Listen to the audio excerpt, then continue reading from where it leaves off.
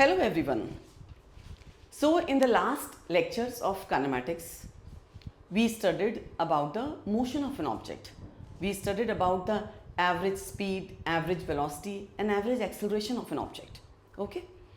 Now and then also we studied the kinematic equations in which you can calculate that what is the velocity of an object after 10 seconds, what is the displacement of an object. For example, if I throw a ball upwards and then after 10 seconds, how much will be the displacement of the ball, right? Such questions we asked in the last unit. Now, in this unit of dynamics, we are going to understand the cause of that motion. That what was the cause which changed the speed of an object or which changes the direction of an object. So, the answer is force, right? Now, force is loosely speaking called a push and pull on an object. Okay? So, we are going to study dynamics. So, loosely speaking, we say force is a push or pull on the object. Okay?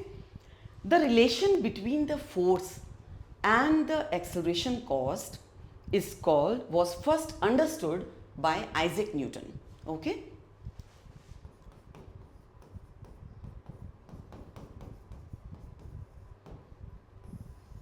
And the study of that relation is called Newtonian mechanics.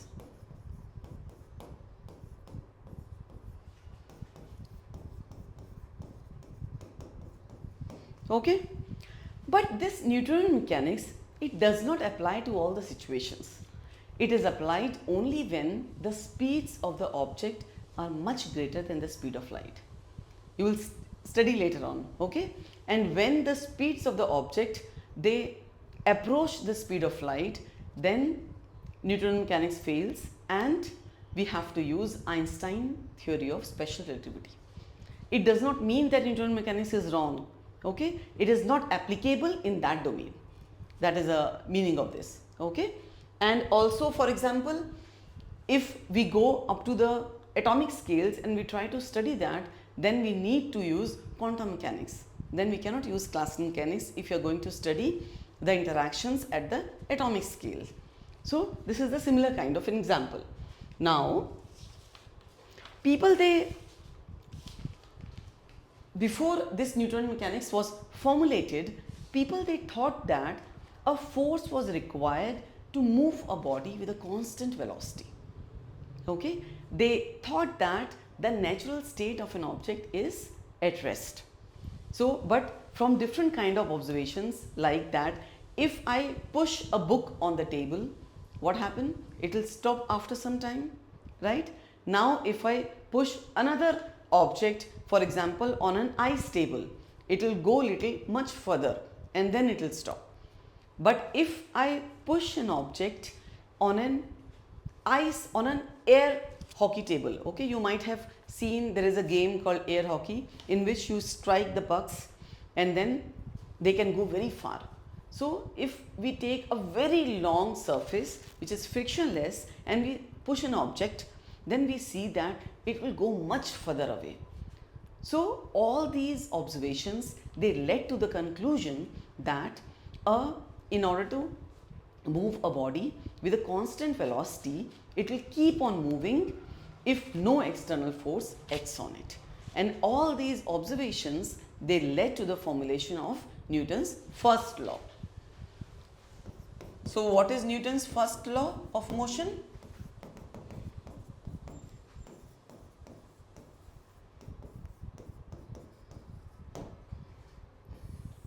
That an object will be at rest or in uniform motion if, unless and until a net unbalanced force acts on it. Okay, we'll talk more about this. So, an object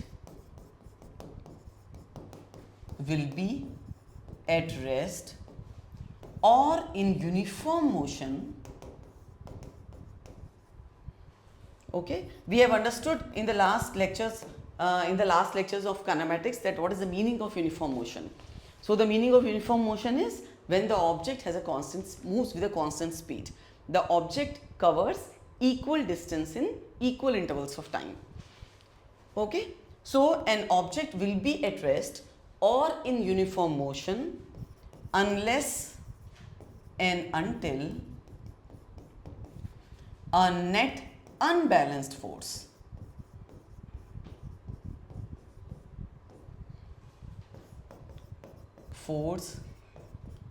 X on it. Okay, I am not saying that we should not, sometimes the students they loosely speak that unless and until force X on it. No, we should specify that a net unbalanced force, because it is possible that forces are being acted on an object and still the object is at rest. So let us try to understand what is the meaning of unbalanced force. Okay, I hope this statement is clear.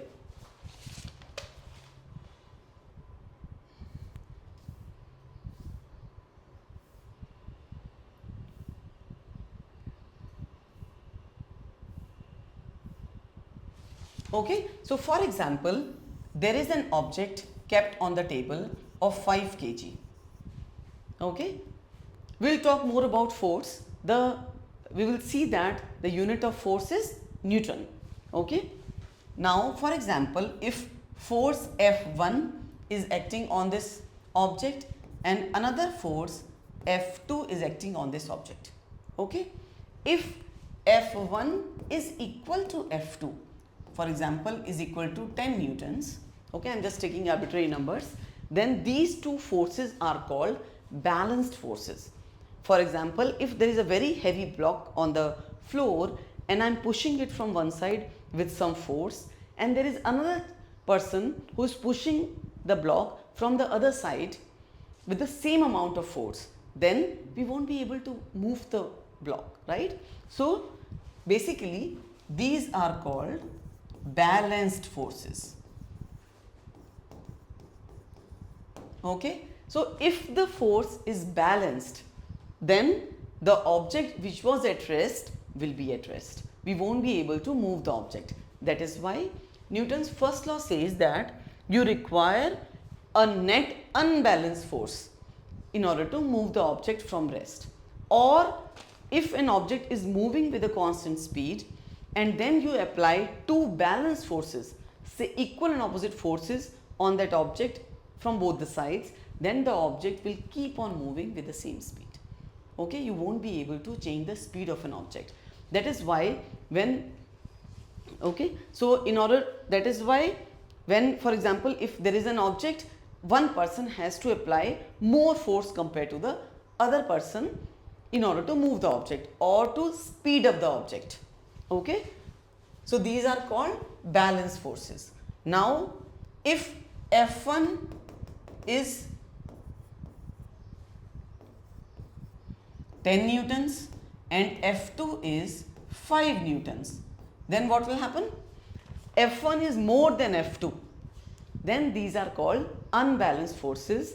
And how much will be the net unbalanced force? 10 Newton is towards right, 5 Newton is towards left. So another important point, that force is a vector quantity. Okay, I have explained what are vectors, right, and we have done some lectures on the vectors, so please review those before going further. So F force is a vector quantity and it has a direction. So the net unbalanced force will be F net will be F1, I am just taking the magnitudes, okay, minus F2, 10 Newton minus 5 Newton is equal to 5 Newton. Okay, so basically it will be the vector sum of F1 and F2, but F1 is towards right, so it has positive, F2 is towards left, so the direction will be negative, so the magnitude will be F1 minus F2. These I am writing, this is not a vector equation, I am just writing the magnitudes. So the net unbalanced force will be 5 Newton towards right. Okay, and these are called unbalanced forces.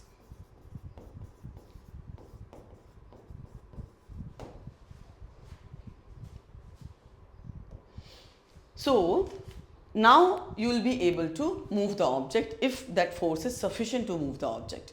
Okay, and I am assuming here if there is a friction between the box and the floor, then you have to take into account of that also. Okay, but we'll talk in detail little later. So in order to move the object from rest, so earlier this object was at rest, so I need an unbalanced force to move the object. But if the object was already moving with a constant speed, then also you require a net unbalanced force to increase or decrease the speed. Okay, and once the speed is changed, we have already studied that acceleration is rate of change of velocity of an object. If the object is moving in one direction, then the speed and velocity will be same, right? But when we talk about acceleration, we need to talk about the velocity of an object, and in order to change the velocity, I require net unbalanced force, right? And now in order to, if the object is velocity is changing, it means the object is accelerating, and the relation between this acceleration caused due to the force is what we call as, the study of that is called as Newtonian mechanics, and that is given by Newton's second law. Okay, and also another important point is that the Newton first law of motion, right, is very important to understand, and then once there is a net unbalanced force, then we can find the acceleration of an object. Okay, and which is given by Newton's second law. Okay, now what is Newton's second law of motion? If there is an unbalanced, net unbalanced force, then F net is equal to mass into acceleration of an object. Okay, this is the net acceleration of an object. You can also write these two are vectors, so you can write the vector equation like this, and the magnitude will be, acceleration of an object will be given F net over m. So at present, if we take motion in one dimension, then we can just take the magnitudes. Otherwise, this equation is applicable both in the x and y direction, and you have to take separately. So if you take the vector equation, then you need to take Fx is equal to mass into acceleration in x direction. If you are considering the motion in two dimension, you can take separately F net, okay, is equal to mass into acceleration in the y direction, where m is equal to mass of the body.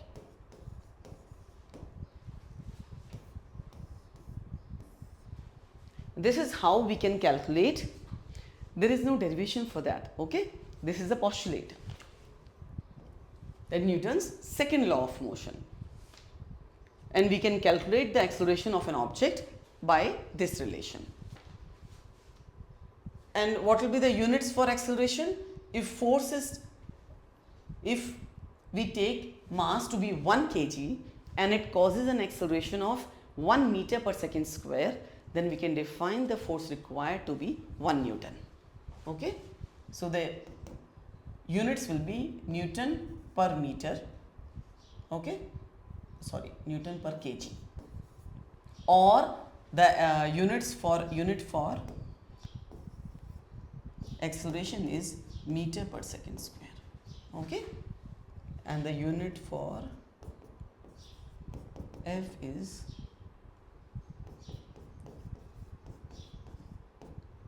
newtons, okay, on the name of the scientist.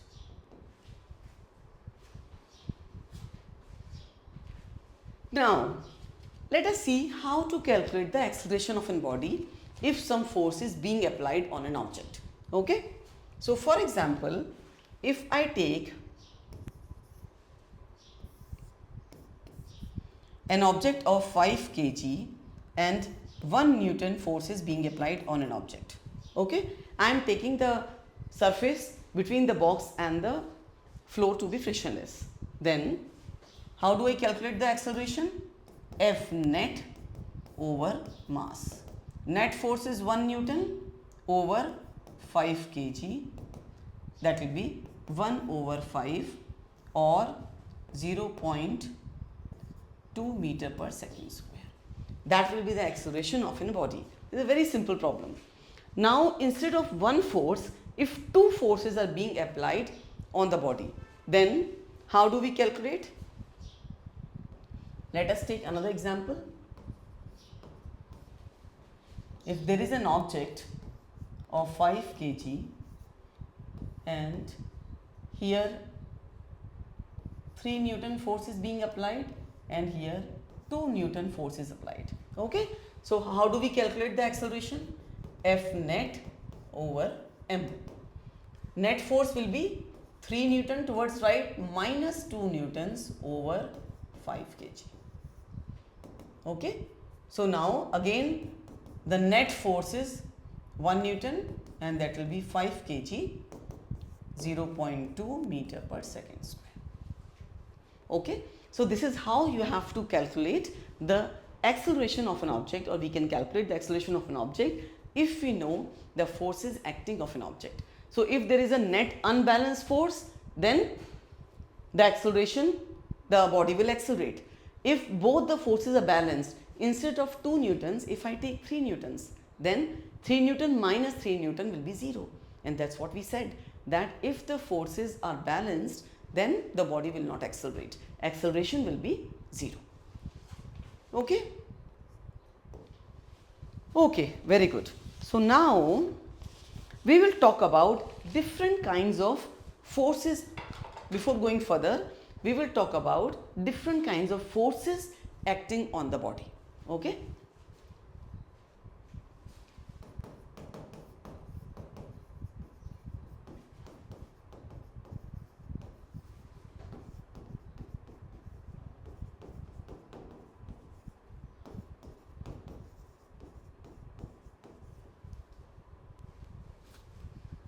Okay.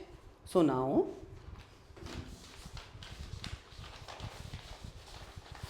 yeah. So if there is an object, the first force, if there is an object kept on the table, let me take to be 5 kg, then the first force which is being applied on this body is the weight of an object, right? Weight, or we also call as gravitational force, the force with which the earth is pulling the object towards it.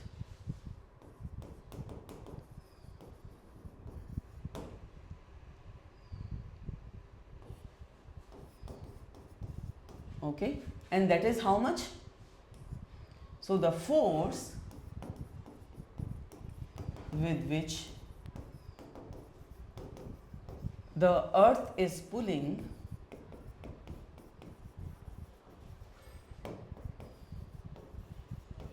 the object. Okay, and this is how much? And this will act vertically downwards, and this will be 5 into g. Okay, or the weight of an object will be mg. This is also called as the gravitational force. Okay, m into g, right, where g is acceleration. We will talk in detail about g. Okay, acceleration due to gravity.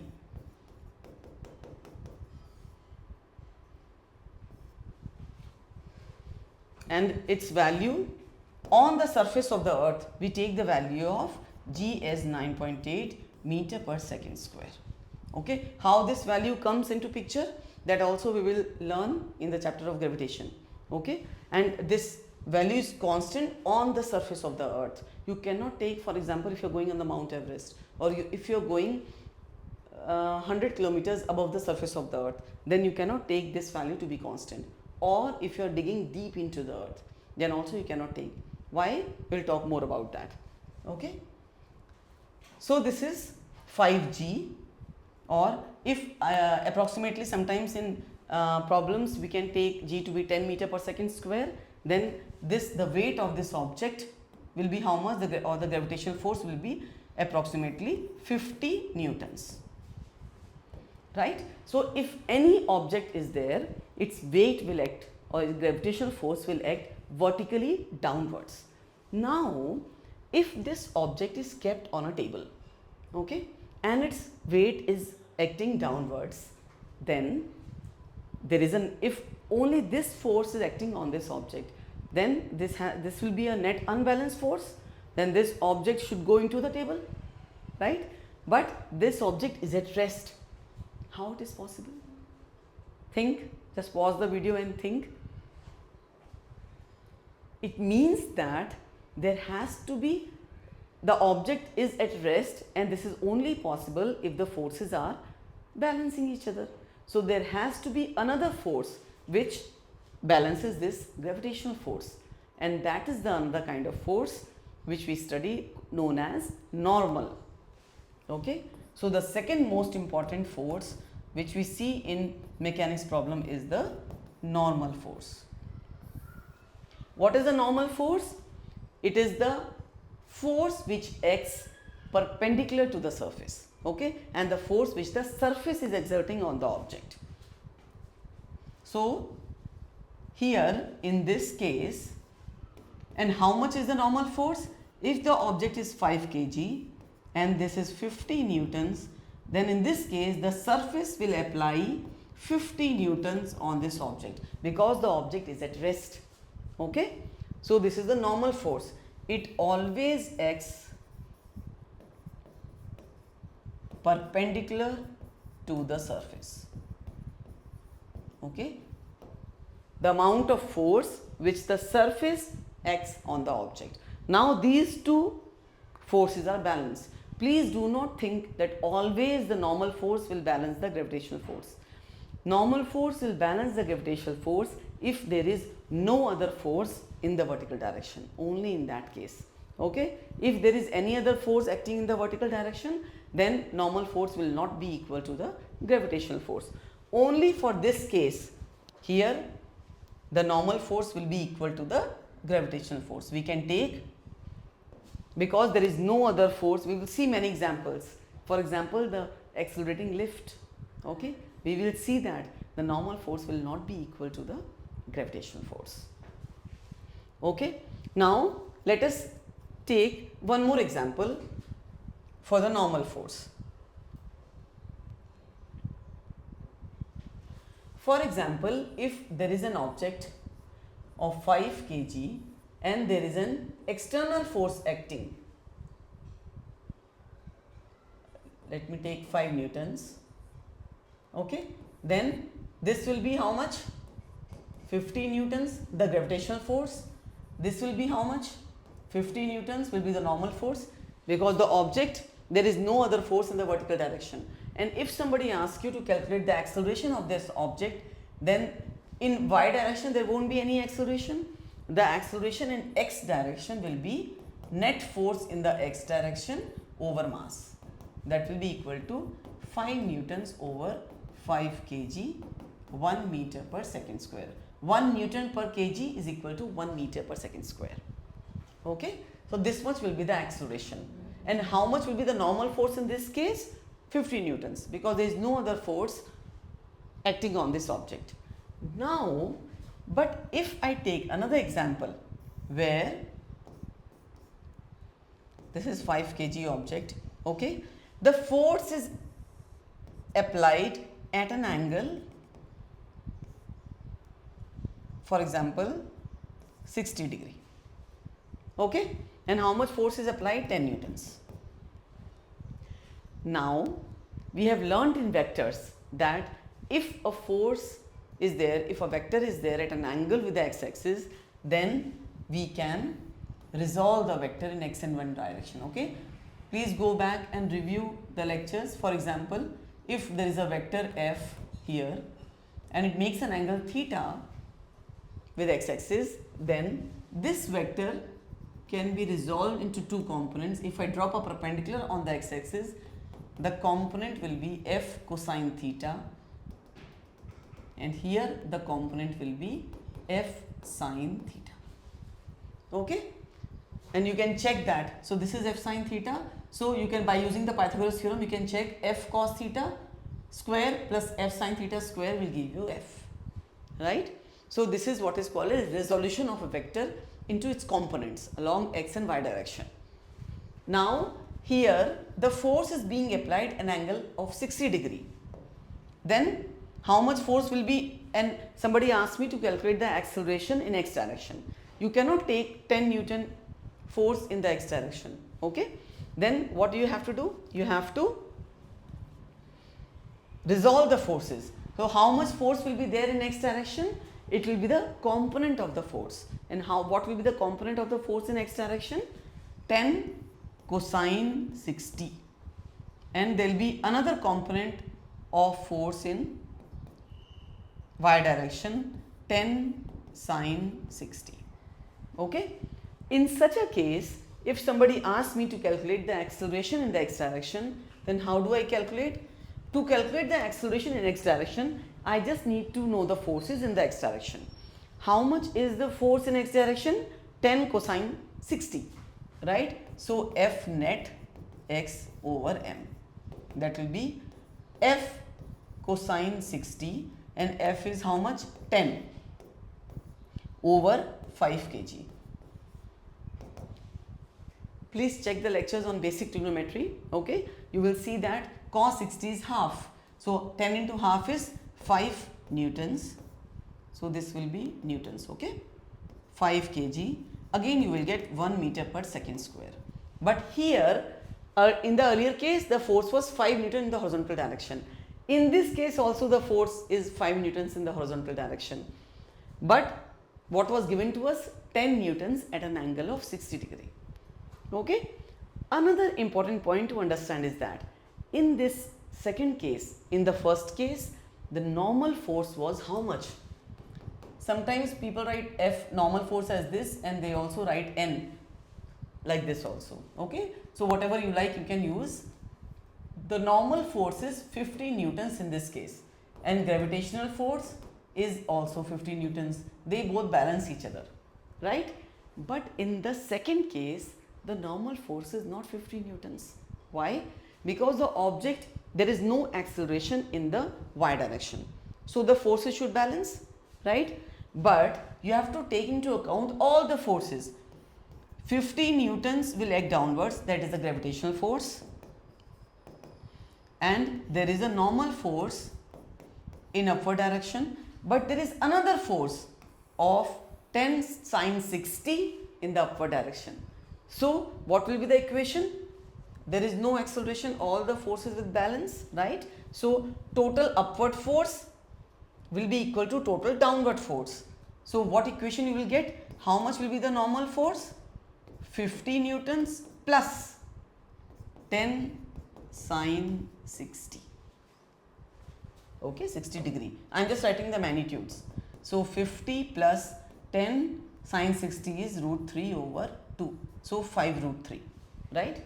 You can solve this. So basically, the important point which I want to mention here is that please do not think that gravitational force is always equal to the normal force. It depends upon the problem asked, right? If there is any other force in the vertical direction, then you need to consider that. So here the forces were balanced. So total upward force will be equal to downward force. Downward force, right? And but if there was an acceleration in the y direction, then we have to consider that also. Here the object is only moving in the x direction, so you can find the acceleration by just using the horizontal force. Okay, I hope this is clear. We'll talk more about the forces, okay, in the next lecture. Okay.